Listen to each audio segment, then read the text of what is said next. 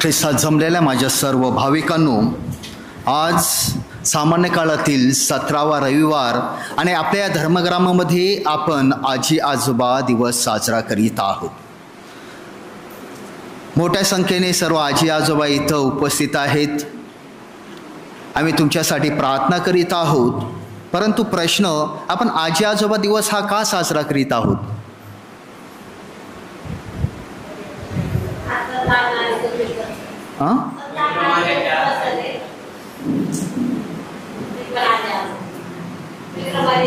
पवित्र मरेचे आई वडील. ओके, तर काल आपण आपल्या धर्म सभेमध्ये संत जोकीम आणि संत अण्णा यांचा सण साजरा केला आणि ते मर्या मातेचे आई वडील. आणि मर्या माता ही येशू ख्रिस्ताची आई, म्हणजेच संत जोकीम आणि संत अण्णा हे येशू ख्रिस्ताचे कोण झाले? आजी आजोबा. आणि म्हणून त्यांचा मान राखण्याचा, त्यांचा सन्मान करण्यासाठी आपण आजी आजोबा दिवस ठेवत असतो. आता आपण थोडं विचार करूया की ज्यांची मुलगी म्हणजेच मर्या माता ही इतकी निष्कलंक, पवित्र, एकही तिच्यामध्ये पाप नाही, अशा मुलीला जन्म देणं म्हणजेच तिचे आई वडील किती पवित्र आणि निष्कलंक असतील, विचार करा. आणि त्याच मुलीच्या उदरामध्ये प्रभू येशू ख्रिस्त म्हणजेच आपला मसिया, आपला प्रभू येशू ख्रिस्त देव जन्मलेला आहे, जन्म घेतलेला आहे. आणि म्हणून त्या आजी आजोबांचा सन्मान करणं हे आपल्या प्रत्येकाचं कर्तव्य आहे. आणि आजच्या युगामध्ये आपल्या प्रत्येक आजी आजोबांचा सन्मान करणं ही आपल्या प्रत्येकाची जबाबदारी आहे. आज मी पाहत आहेत की आपले नातवंद वर बसलेले आहेत, आलेल्या आहेत आपल्यासाठी प्रार्थना करण्यासाठी किंवा हा सण साजरा करण्यासाठी, आजोबा दिवस साजरा करण्यासाठी. मला वाटलं की खूप मोठ्या संख्येने ते येणार आहेत, पण काय तसं दिसत नाही आपल्यामध्ये. कारण नातवंद आणि आजोबा आजोबांचा एक संबंध आहे, एक स्पेशल, विचित्र असं म्हणजे प्रेमाचा संबंध असतो. आणि तो फक्त मनुष्य प्राण्यामध्येच आपल्याला दिसायला मिळतो, दुसऱ्या ठिकाणी आपल्याला पाहायला मिळणार नाही. आणि म्हणून आज आम्ही सर्व आजी आजोबा, तुम्ही जे आलेले आहेत, काही कारणास्तव दुसरे जे आलेले आहेत आपल्या या धर्मग्रामामध्ये, आपण सर्वांसाठी प्रार्थना करीत आहोत. आजचे शुभवर्तमान आणि सांगितल्याप्रमाणे आज आपण सामान्य काळातील 17वा रविवार साजरा करीत आहोत. आणि जर का शुभवर्तमानावर आपण मनन चिंतन केलं तर सुरुवातीला शिष्य येशू ख्रिस्ताकडे येऊन विनंती करत आहेत की आम्हाला प्रार्थना करावयास शिकवा. आणि मग त्याच्यानंतर जे काही आहे तो येशू ख्रिस्ताचा प्रतिसाद आहे किंवा येशू ख्रिस्त त्यांना सांगत आहे. आणि कशा प्रकारे आपल्या ह्या येशू ख्रिस्ताचा जो संवाद आहे किंवा प्रतिसाद आहे त्याची सुरुवात कशा प्रकारे होत आहे. सर्वात प्रथम, जेव्हा तुम्ही प्रार्थना कराल तेव्हा म्हणा, हे पित्या. दुसऱ्या कुठल्याही शब्दाने त्यांनी सुरुवात केलेली नाही. सुरुवात केलेली आहे हे पित्या, स्वर्गीय बापा.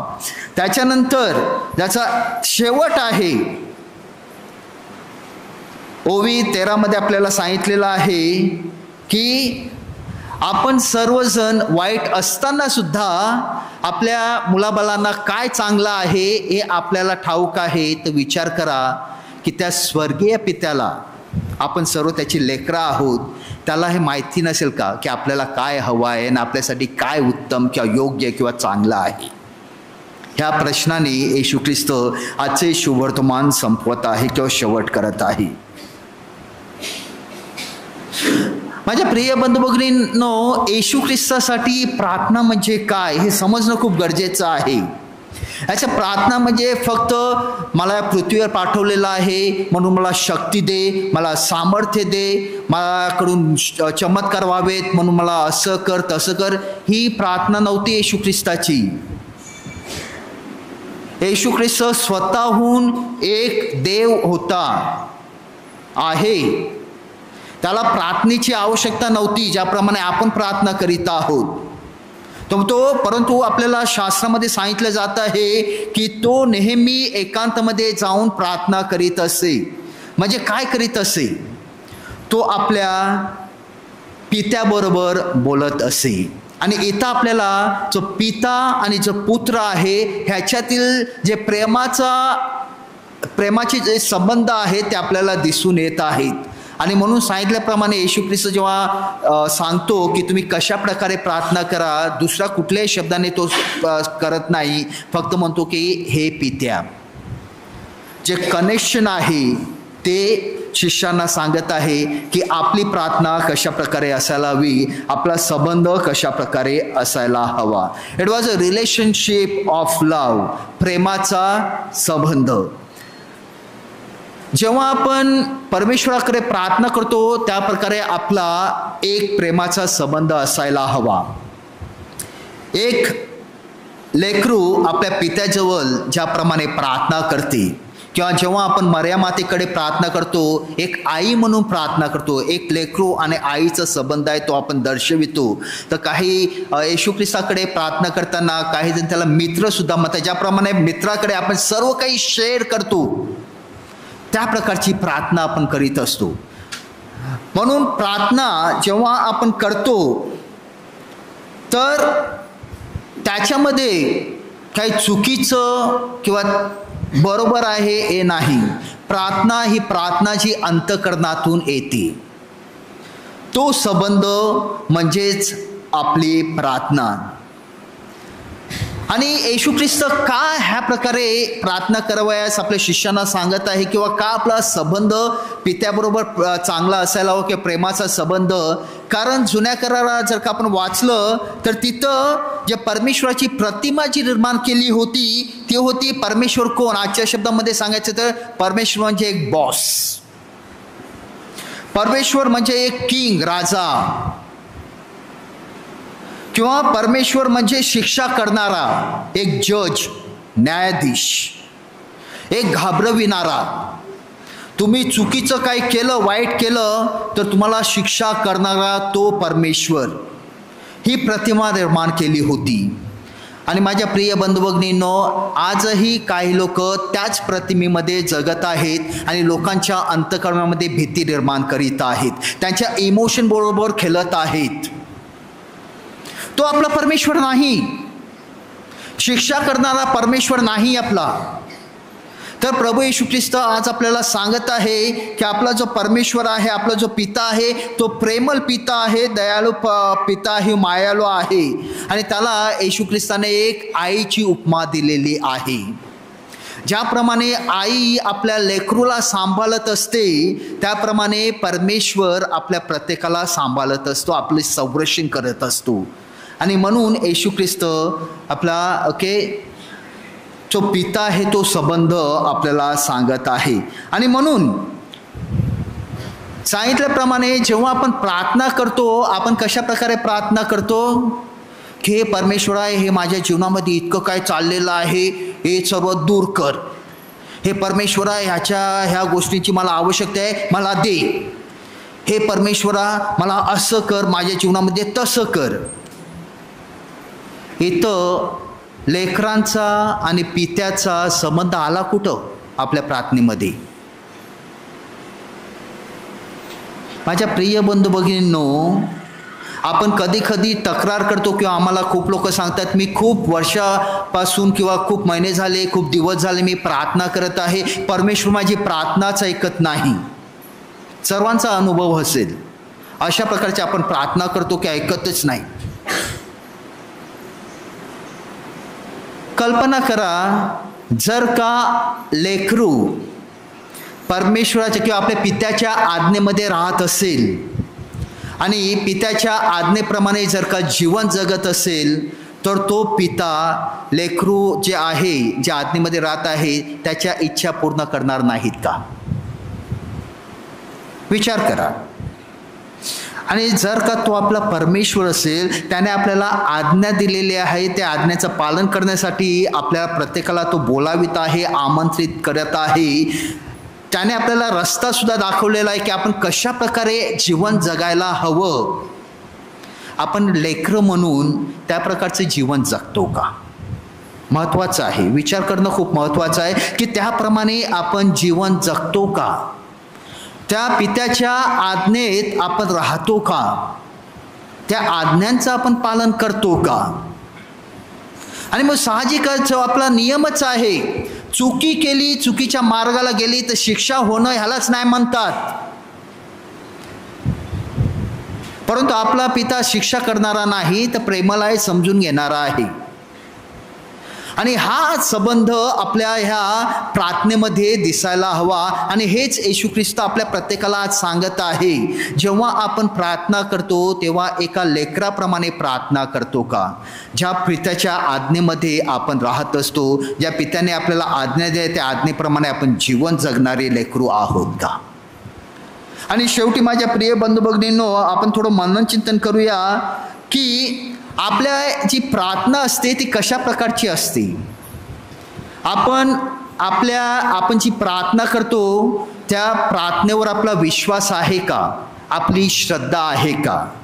किंवा ज्या प्रार्थनेमध्ये जे सामर्थ्य आहे त्या सामर्थ्यावर आपला विश्वास आहे का? आणि म्हणून याच्यासाठी एक लहानशी गोष्ट आहे. नाही, प्रार्थना सभेसाठी एक असं हॉल होता. खूप लोक जाऊन तिथं रोज प्रार्थना करत असत संध्याकाळी. आणि जेव्हा एक बिझनेसमॅन होता त्यांनी पाहिलं की अशा प्रकारे संध्याकाळी खूप प्रार्थनेसाठी लोक येतात, ते संपूर्ण हॉल भरलेला असायचा. म्हणून याला एक आयडिया येतो, बिझनेसमॅन आहे, देवावर त्याचा विश्वास नाही बिलकुल. त्या प्रार्थना हॉल आहे त्याच्याच अपोजिट दुसऱ्या ठिकाणी रस्त्याच्या कडेला तो एक बार उघडतो. बार जिथं दारू विकली जाते. आणि काही दिवसानंतर असं दिसून येतं की जी लोक प्रार्थनेसाठी येत होती, प्रार्थना संपल्यानंतर सर्व बारमध्ये जात होती. त्याचा बिझनेस एकदम त्या टोकावर पोचला होता, कारण तो बिझनेसमॅन होता. आणि म्हणून कालांतराने लोकसुद्धा त्या प्रार्थना हॉलमध्ये यायला बंद झालीत. गर्दी तिथं होते, प्रार्थना हॉलमध्ये नव्हती. आणि म्हणून जे प्रार्थनेसाठी लोक यायची ती नेहमी प्रार्थना करायची की हे परमेश्वरा, त्याचं काहीतरी कर, त्या दुकानाला आग लागू दे, त्याचं भस्म होऊ दे, नुकसान होऊ दे. कारण लोक त्याच्याकडे चाललेले आहेत, वाईट मार्गाला चाललेले आहेत. आणि अशा प्रकारची लोक प्रार्थना करीत होती. आणि एक दिवस परमेश्वराने त्या लोकांची प्रार्थना ऐकली. तो बार होतं की दुकान होतं, त्या दुकानालाच आग लागली, संपूर्ण उद्ध्वस्त झालं, सर्व नाश झालं. आणि मग तो बिझनेसमॅन होता, त्याने ह्या लोकांविरुद्ध तक्रार केली की ह्यांच्या प्रार्थनेमुळं माझे नुकसान झालेलं आहे, त्या नुकसानाची त्यांनी भरपाई करायला हवी. आणि ही केस न्यायाधीशाकडे जाते, जज कोर्टमध्ये जाते. आणि हे सर्व ऐकून जज त्यांना विचारतो, तेव्हा ते लोक म्हणतात नाही, आमचा याच्यामध्ये काही दोष नाही, आम्ही काय केलेलं नाही, आम्ही काही केलेलं नाही. ते स्वतःहून चाललं असेल किंवा कोणीकडे येऊन का रात्री काहीतरी आग लावली असेल, आमच्या याच्यामध्ये काहीच संबंध नाही. आणि तर बिश्रमासना सांगणे ह्यांच्यामुळंच, ह्यांच्या प्रार्थनेमुळे हे झालेलं आहे सर्व. आणि हे सर्व केस ऐकून न्यायाधीश बोलू लागला की त्याने शेवटी सांगितलं की आज ह्या केसमध्ये मला इतकं कन्फ्युजन झालेलं आहे. आणि तो नंतर सांगतो काय कन्फ्युजन आहे की जो बिझनेसमॅन आहे तो देवावर विश्वास ठेवत नाही, जो कधी प्रार्थना करीत नाही, त्याला प्रार्थनेचे सामर्थ्य आणि प्रार्थना काय हे समजलेली आहे. आणि जी लोक रोज प्रार्थना करण्यासाठी येतात, प्रार्थना करतात देवाजवळ, त्यांचाच या प्रार्थनेवर आणि प्रार्थनेच्या सामर्थ्यावर विश्वास नाही. सत्य परिस्थिती आहे, आपल्या ह्या प्रकारची प्रार्थना असते. आपण जी प्रार्थना करतो त्या प्रार्थनेवर आपला विश्वास आहे का? त्या प्रार्थनेच्या सामर्थ्यावर आपला विश्वास आहे का? जर का आपला विश्वासच नसेल तर कितीही प्रार्थना करा, कशीही प्रार्थना करा, कोण ऐकणार? आणि म्हणून येशू ख्रिस्त आपल्या प्रत्येकाला आपण जी प्रार्थना करतो त्या प्रार्थनेवर विश्वास ठेवण्यासाठी आपली श्रद्धा असायला पाहिजे. आणि प्रार्थनेमध्ये जे सामर्थ्य आहे, म्हणून सांगितलं जी संत होते किंवा ज्यांनी प्रार्थना त्यांनी ते सामर्थ्य त्यांनी ओळखून किंवा त्याची जाणीव झालेली आहे त्यांना. आणि जर का आपला संबंध एका पित्याचा आणि लेकराचा असेल आणि आपण जर का आपल्या प्रार्थनेमध्ये जर का विश्वास ठेवत असाल, प्रार्थनेचे सामर्थ्य जर का आपल्याला समजले असेल, तो पिता आपली प्रार्थना ऐकणार नाही का? थोडा वेळ शांत राहून याच्यावर आपण मनन चिंतन करूया.